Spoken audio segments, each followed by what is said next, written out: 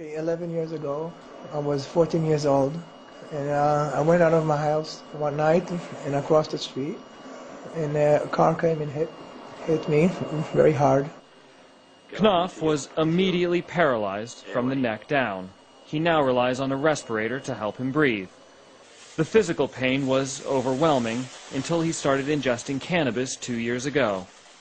For years prior, doctors worked on a medication regimen, but it was the medication itself that was making him worse. Most of the suffer came from the side effects. So many side effects that the drugs had. It's unbelievable. Which is why people like Dr. Raphael Machulam have dedicated their lives to isolating the compounds inside cannabis that have medical uses.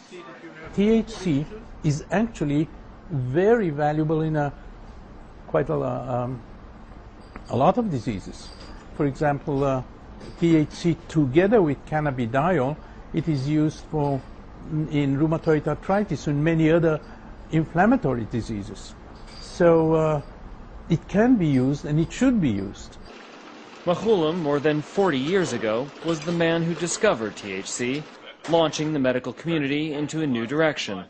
His lab to this day still works on separating compounds, providing more options to patients. Not everyone can smoke the drug.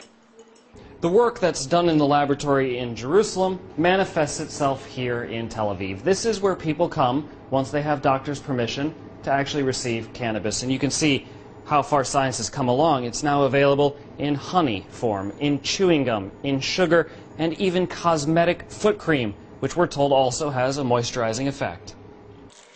The work of scientists in Israel is able to satisfy Jewish religious practices. On the Jewish Sabbath, one is forbidden to use fire, so smoking is not an option. They have it in chocolate, in sort of chocolate. They have it in cupcakes. They have it in sugar. You can add it to tea. At night, at Friday night, I use the sugar. I take a cup of tea, put 2 teaspoons of sugar. I go to sleep 8 hours. Fine, I wake up good. For proponents of medical marijuana, and for those who teach patients how to use the drug, the argument is concentrated around physical health and treatment. But for people like Knopf, who live a life most could not imagine, it's also about the quality of life. I'm taking it to ease the pain and to live a life that somehow is bearable to live.